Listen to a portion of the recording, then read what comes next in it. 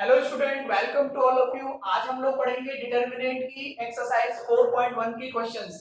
मैंने आपको पहला और तीसरा क्वेश्चन इससे पहले वाले लेक्चर में सॉल्व करा दिया है। अब हम करेंगे एक्सरसाइज 4.1 का क्वेश्चन नंबर 2। तो देखिए आप लोग यहाँ पे एक्सरसाइज 4.1 का क्वेश्चन नंबर सेकंड है। ये कह रहा है यदि ये डिटर्मिनेंट है x y 2 4 इक्वल टू 0 हो तो x अनुपात y ज्ञात कीजिए। तो इसका सॉल्यूशन देखेंगे आप। आपको क्या दिया हुआ है, given that x y 2 4 equal to 0। ये 2/2 का है। तो डिटर्मिनेंट का एक्सपेंशन करना मैंने आपको बता दिया है कैसे करते हैं। इस 4 का मल्टीप्लाई होगा यहां पर, क्या आएगा 4x, ठीक है। और इस 2 का मल्टीप्लाई होगा इस y में। जब आप इधर से इधर मल्टीप्लाई करते हो तो आप बीच में माइनस लगाते हो तो क्या आएगा -2y इक्वल टू 0। ये लिखा जाएगा 4x।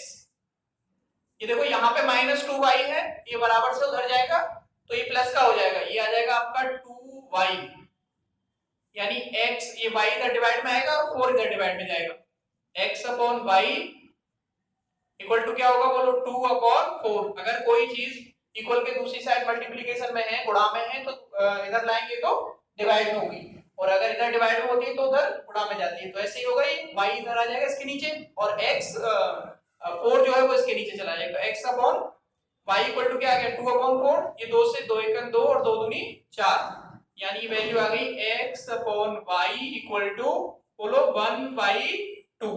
आपको क्या पूछ रहा था, अनुपात पूछ रहा था वो x और y में। x अनुपात y इक्वल टू क्या हो गया 1/2।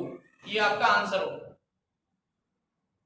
समझ में आया क्वेश्चन? क्वेश्चन क्या था, ये डिटरमिनेंट दिया हुआ था आपको, इसके इक्वल था ये 0 के। इसका हमने क्या किया, प्रसार किया, एक्सपेंशन किया। इसका मल्टीप्लाई यहां किया और इसका इधर, तो 4 हो जाएगा 4x, 2 का इधर करेंगे 2y और बीच में माइनस आ जाएगा, इसको उधर ले जाएंगे y को, और ये जो 2 है डिवाइड y इधर डिवाइड में आएगा और 4 इधर जाएगा, तो 2 अपॉन 4 हो गया। 2 एकम 2, 2 दूनी 4 कट जाएगा ये। तो x upon y equal to क्या आ गया 1/2। x और y में अनुपात कितने का हुआ 1/2 का। ये हो गया आपका एक्सरसाइज 4.1 का क्वेश्चन नंबर 2। इसी तरीके से देखेंगे आप एक्सरसाइज का क्वेश्चन नंबर 4.1 का। ये कह रहा है यदि ये जो डिटर्मिनेंट है ये वाला x -1 x x -2 x -3 इस डिटर्मिनेंट की वैल्यू किसके इक्वल है 0 की हो तो x का मान ज्ञात कीजिए। आपको x की वैल्यू बतानी है। सॉल्यूशन देखो इसका, आपको क्या दिया हुआ है, given that x -1 x -2 x x -3 equal to 0। इस तरह का क्वेश्चन अभी बताया मैंने। अच्छा, इसका मल्टीप्लाई इधर करोगे क्या आएगा बोलो x -1 और इधर x -3, ठीक है भाई। और इसका मल्टीप्लाई इधर होगा और बीच में माइनस, तो -x x -2 इक्वल टू 0। इसको सॉल्व करिए, सॉल्व तो कर लोगे आप लोग। इस x का मल्टीप्लाई यहां करोगे x², x का इस 3 के साथ करोगे माइनस के 3x, -1 का x के साथ -x, -1 का -3 के साथ +3। ये हो जाएगा x का x के साथ मल्टीप्लाई होगा x², ये माइनस माइनस प्लस हो जाएगा, प्लस के 2x इक्वल टू 0। देखो ये x² प्लस का है, ये x² माइनस का है, कैंसिल हो गए दोनों।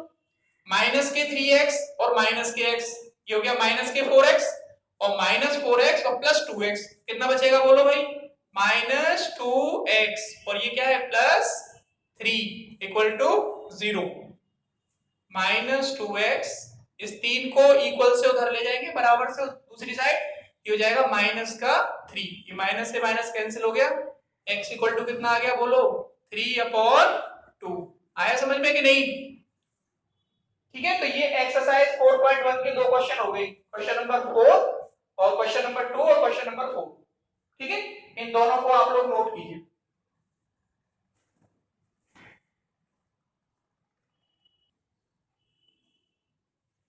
नेक्स्ट देखिए, इसी एक्सरसाइज 4.1 का क्वेश्चन नंबर है 5। क्वेश्चन क्या है, निम्न सारणिकों में प्रथम स्तंभ के अवयवों की, स्तंभ कौन सा होता है ये वाला, प्रथम स्तंभ के अवयवों की उपसारणिक एवं सहखंडज लिखकर उसका मान भी ज्ञात कीजिए। आपको क्या करना है, उपसारणिक निकालना है, यानी माइनर्स निकालने हैं। किसके लिए निकालने हैं, पहले स्तंभ के लिए, और फिर पहले स्तंभ के लिए क्या निकालना है हमें, सहखंडज यानी कोफैक्टर। माइनर निकालो, कोफैक्टर निकालो, फिर आपको इस डिटर्मिनेंट की वैल्यू बतानी है। The value of the determinant जो गिवन है ये क्या होगी, ऐसे ही इसमें करना है। इस पहले कॉलम के लिए आपको पहले क्या निकालने हैं, उपसारणिक यानी माइनर्स, फिर उसके बाद क्या निकालने हैं, कोफैक्टर्स, और फिर इस डिटर्मिनेंट की वैल्यू बतानी। कल मैंने आप लोगों को इससे पहले वाले लेक्चर में डिटर्मिनेंट अगर है और उसकी वैल्यू निकालनी है तो आप कोफैक्टर वाला जो फॉर्मूला लिखा था उसकी हेल्प से भी कर सकते हो।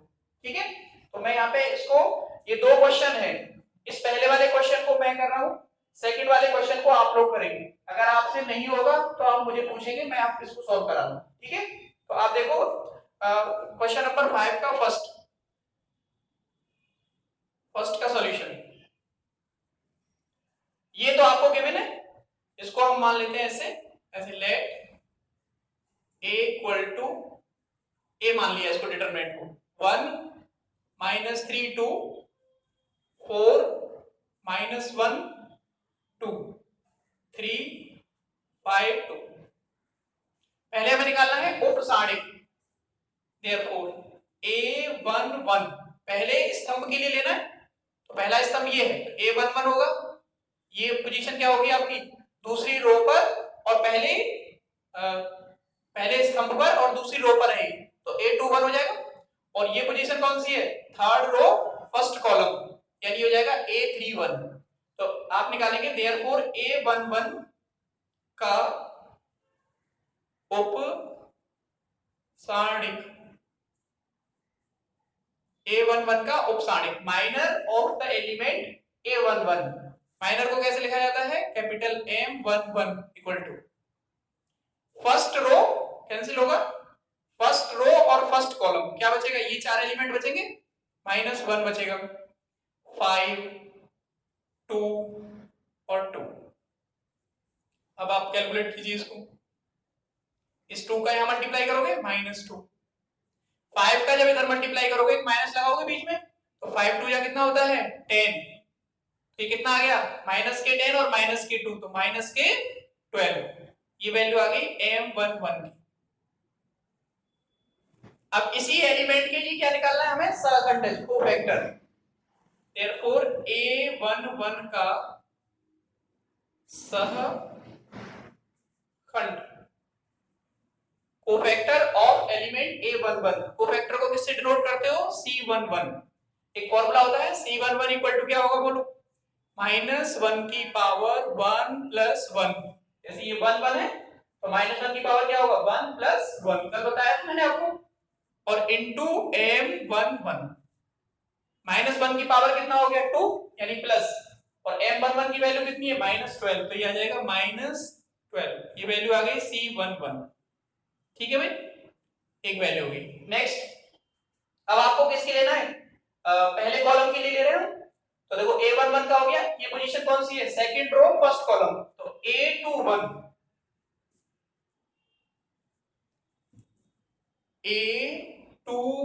का उपसारणिक, बोलो कितना आएगा, M21 equal to second row और फर्स्ट कॉलम क्या बचेगा, -3 5 2 2 2 2। सॉल्व करो इसको, 2 का इधर बड़ा होगा -6 और 5 का इधर होगा तो -10। जब आप 5 का मल्टीप्लाई 2 में करोगे तो बीच में माइनस लगाओगे, -6 और -10 कितना हो गया -16, ये वैल्यू आ गई M21 की। ठीक है, इसी तरीके से A21 का सहखंड, कोफैक्टर ऑफ एलिमेंट A21 यानी C21 कितना होगा बोलो, -1 की पावर 2 + 1, 2 बने तो 2 + 1 इंटू M21, ये हो गया -1 की पावर 3 इंटू m21।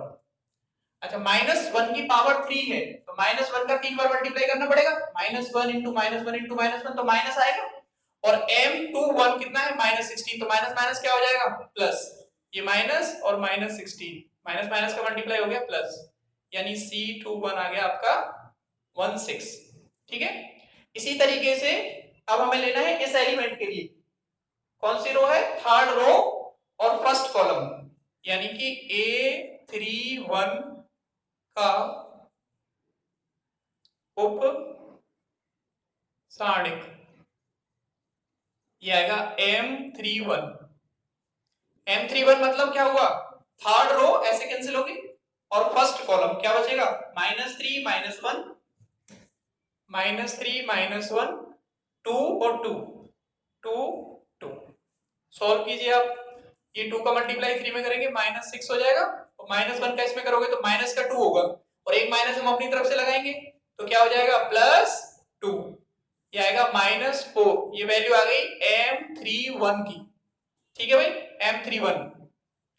इसी तरीके से देयरफॉर A31 का सहखंड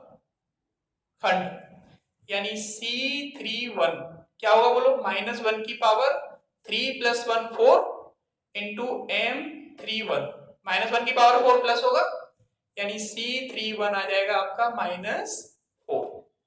M31 की वैल्यू लगाएंगे -4, और -1 की पावर 4 क्या आएगा, 4 बार मल्टीप्लाई करना पड़ेगा, -1 -1 -1 -1 तो +4 हो जाएगा, और ये M31 की वैल्यू कितनी है -4, तो ये -4 आ जाएगा।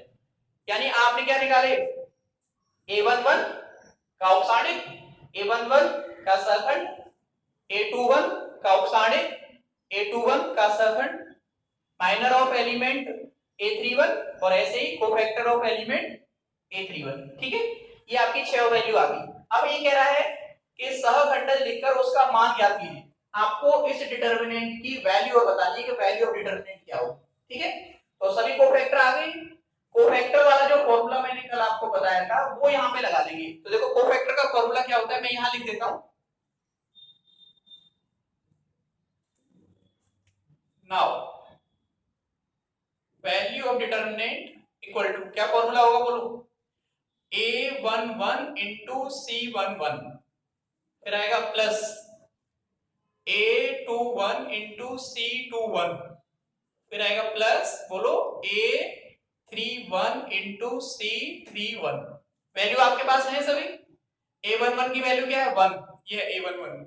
फर्स्ट रो और फर्स्ट कॉलम पर जो एलिमेंट है उसको क्या बोलेंगे आप, A11। अच्छा C11 कितना है हमारा, cofactor of first row first column का कितना है -12, यानी ये आ जाएगा -12 मल्टीप्लाई में है, फिर plus A21 second row first column पर एलिमेंट क्या है 4, ये आएगा 4 इनटू, अच्छा C21 अभी कैलकुलेट किया आपने 16, ये 16 मल्टीप्लाई है बीच में, फिर आएगा plus A31 third row first column पर एलिमेंट है 3 इनटू C31 कितना है हमारा, C31 है -4 ये वैल्यू है, इसको कैलकुलेट करो, -12 16 का 4 में गुणा कर लो, 4 और 5 6 आएगा 64, और ये माइनस के 12।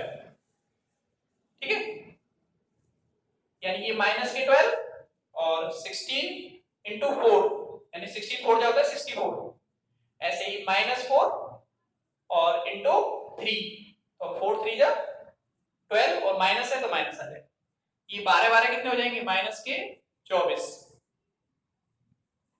और ये है आपका प्लस के 64, प्लस के 64 से माइनस के 24 माइनस हो जाएंगे, 4 से 4 0 और 6 से 4 यानी 40 आ गया, तो वैल्यू ऑफ द डिटरमिनेंट हो गई आपकी 40 आ गई।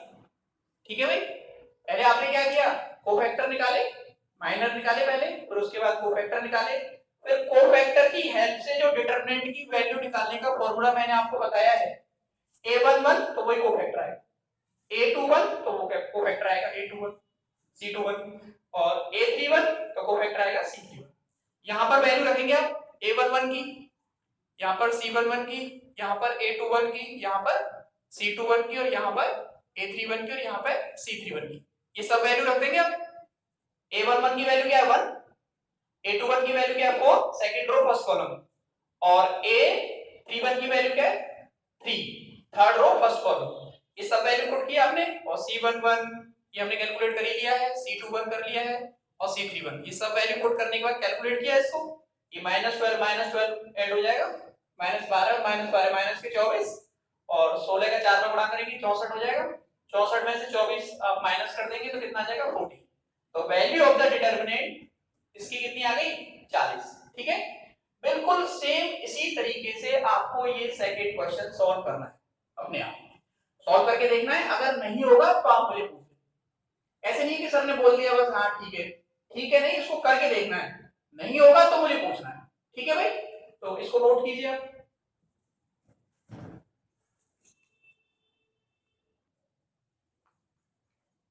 नेक्स्ट देखिए एक्सरसाइज इसी का है, क्वेश्चन नंबर 6। तो क्वेश्चन नंबर 6 को सॉल्व करना है। आप अपनी बुक साथ लेके बैठा करो और उसमें देखते रहा करो। साढ़िक ये डिटरमिनेंट है -+3 -11 1 5 0 0 -10 3 0 का मान ज्ञात करना है। इस डिटरमिनेंट की वैल्यू आपको बतानी है। अच्छा, वैल्यू ऑफ डिटरमिनेंट निकालने के लिए मैंने आपको एक्सपेंशन बताया था करने का तरीका, कि अगर कोई साढ़िक दिया है तो उसका क्या करते हैं हम प्रसार करते हैं, तो वो प्रसार करेंगे इसका और आंसर आ जाएगा। देखो सॉल्व इसका सॉल्यूशन, देखो लेट माना a बराबर ये मान लिया हमने, ये आपका डिटरमिनेंट है 3 5 -10 -11 0 1 0 3 0। करो इसको सॉल्व। आप कैसे करोगे, पहले 3 से 3 ऐसे, फर्स्ट रो कैंसिल होगी और फर्स्ट कॉलम कैंसिल होगा, क्या बचेगा 0 3 0 0, फिर माइनस, पहला प्लस दूसरा माइनस, यहाँ पे ऑलरेडी माइनस है तो माइनस माइनस क्या हो जाएगा प्लस, यानी +11 इंटू फर्स्ट रो कैंसिल होगी और सेकंड कॉलम क्या बचेगा 5 -10 5 -10 और 0 0 प्लस 1 इंटू फर्स्ट रो और थर्ड कॉलम, तो ये बचेंगे यानी 5 बचेगा -10 और 0 3। करो इसको कैलकुलेट, 3 इंटू 0 का 0 में मल्टीप्लाई 0 और 3 का इधर करेंगे तो -0 प्लस 11 बोलो 0 इंटू 5 0 और -10 इंटू 0 प्लस 0 प्लस 1 इंटू 5 का इधर हो जाएगा, ये हो जाएगा 15 और -10 का 0 में करेंगे तो 0 0 -0 0 हो जाएगा, ये आएगा 3 इंटू 0 प्लस 11 इंटू 0 प्लस 0 क्या होगा 0 प्लस 1 इंटू 0, ये 15 और 0 ऐड होंगे तो 15, यानी ये हो गया आपका 0 प्लस 0 0 का 3 में गुणा किया 0, 11 का किया 0 प्लस 15 का 1 में करेंगे तो 15, यानी ये आ गया 50। ये वैल्यू आ गई आपका जो डिटरमिनेंट दिया है उसकी। ठीक है भाई, डिटरमिनेंट के एक्सपेंड करने का जो तरीका मैंने बताया था वो लगा दिया।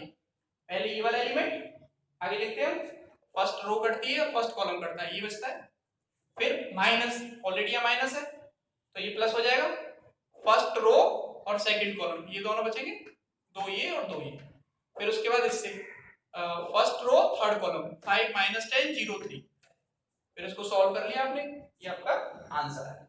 ये हो गया एक्सरसाइज 4.1 का क्वेश्चन 6। ऐसे ही देखो एक्सरसाइज इसी का है क्वेश्चन नंबर 7। देखो 7 क्वेश्चन क्या कह रहा है, ये कह रहा है सिद्ध कीजिए कि इस सारणी का जो मान है, इस डिटरमिनेंट की जो वैल्यू है वो ये है। तो आप क्या करेंगे, एलएचएस लेके चलेंगे और डिटरमिनेंट के एक्सपेंड करने का जो मैंने आपको तरीका बताया है, जो मैंने इस क्वेश्चन में लगाया है वो लगा देंगे, फिर उसको कैलकुलेट करेंगे, जो भी कटेगा कट जाएगा, उसके बाद वो बचेगा जो लिखा हुआ। तो इसका सॉल्यूशन देखो, यहाँ लिखेंगे taking left hand side LHS. LHS क्या है आपकी, एलएचएस है हमारा ये determinant 1 a b minus A 1c minus B minus C 1। अब आप देखो 1 इंटू ये इस एलिमेंट से फर्स्ट रो और फर्स्ट कॉलम कट जाएंगे, क्या बचेगा बोलो? ये बचेंगे। 1 का 1 में मल्टीप्लाई होगा 1 और इसका इधर मल्टीप्लाई करेंगे क्या आएगा?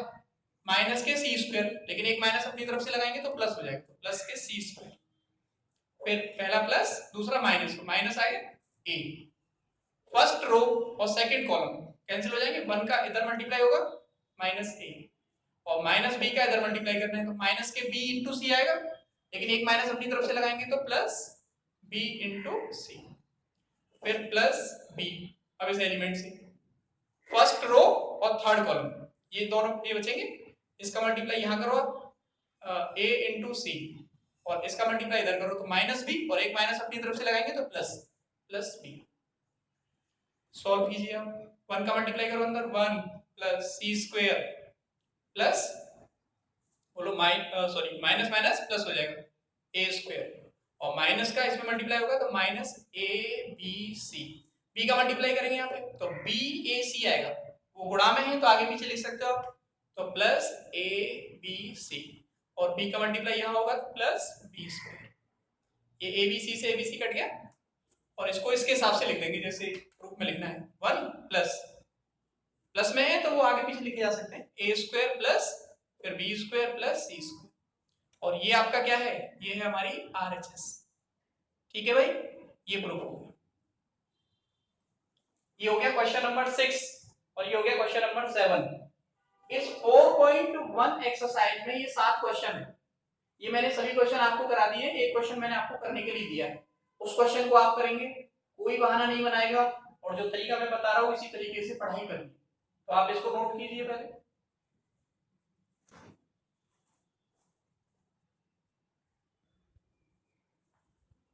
नेक्स्ट देखिए, 2 क्वेश्चन है, ये एक्स्ट्रा है, आपके एक्सरसाइज में नहीं है, ये मैं करा रहा हूं, इन दोनों पे आप लोग ध्यान दें, पूछे गए हैं ये बोर्ड में।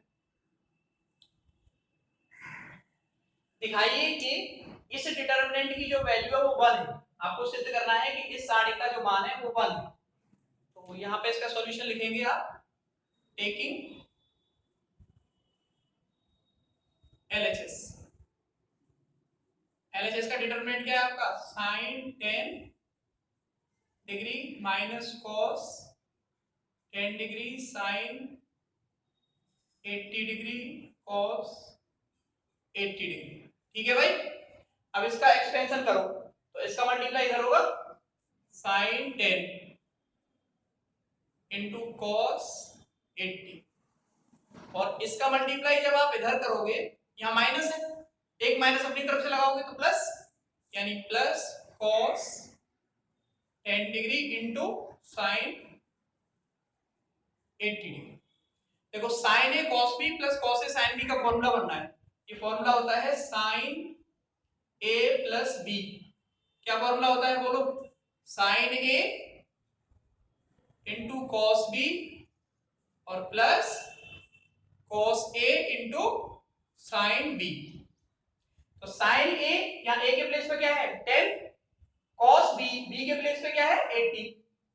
ठीक है ना, तो ए के स्थान पर आपको क्या रखना है 10 और बी के स्थान पर क्या रखना है 80। कहां रखेंगे आप? यहाँ पे। तो क्या आ जाएगा ये बन जाएगा साइन 10 डिग्री प्लस 80 डिग्री, 10 और 80 कितना हो जाएगा 90, यानी ये बन गया साइन 90 डिग्री। और साइन 90 की वैल्यू कितनी होती है? साइन 0 की वैल्यू 0 और साइन 90 की वैल्यू 1 और ये वैल्यू क्या होगी आपकी? ये हो गया RHS। ये हमें प्रूफ करना है, इस क्वेश्चन को कंप्लीट करना है। उसके बाद देखो एक और है, ये एक्स्ट्रा क्वेश्चन मैंने आपको लिखाया है, मान ज्ञात कीजिए, इसी डिटरमिनेंट की वैल्यू बतानी है आपको। ये डिटरमिनेंट है लॉग ए आधार है बी, लॉग ए बेस बी, ये 1 1, लॉग बी बेस क्या है ए। एक्सपेंशन करेंगे इसका मल्टीप्लाई इधर करना है, क्या लिखा जाएगा बोलो? लॉग ए बेस बी इंटू क्या आएगा बोलो? लॉग बी बेस ए माइनस 1 का 1 में मल्टीप्लाई होगा 1। आप लोगों ने बेस कन्वर्जन का फॉर्मूला पढ़ा होगा, ये फॉर्मूला लॉग का जो चैप्टर है 11 क्लास में उसमें है, मैं यहाँ पे लिख देता हूँ इसको। ये फॉर्मूला है log m बेस n है, तो इसकी वैल्यू किसके इक्वल होती है 1 upon log n base m। देखो log m, log किसका ले रहे थे आप m का, और बेस क्या था यहाँ पे n। अगर आप 1 अपॉन करके लिखोगे तो ये एक दूसरे से बदल जाएंगे, यानी हो जाएगा 1/1 अपॉन log n और बेस में आ जाएगा m, ठीक है ना। ये n यहाँ आ जाएगा, m यहाँ आ जाएगा, ये बन जाएगा।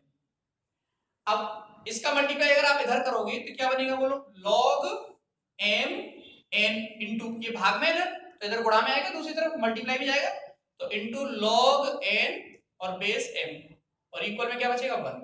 अब आप यहाँ देखो log m बेस n फिर log n बेस m, तो वैल्यू क्या आती है 1 आती है। अब यहाँ m के प्लेस पर क्या है a है और m के प्लेस पर क्या है b है, तो देखो log a base b into log b base a, तो इस पूरे की वैल्यू कितनी होगी 1 होगी, यानी ये वैल्यू आ गई आपकी 1, इसकी वैल्यू हो गई 1 और वो है ही -1, 1 में से बन जाएगा 0, ये आपका आंसर हो जाएगा। ठीक है, ये 2 क्वेश्चन मैंने आपको अलग से करा दिए, इसी एक्सरसाइज में ऐड कर लेना इनको नीचे फेयर कॉपी में, और यहां तक का काम सब लोग फेयर कॉपी में कंप्लीट करेंगे। ओके।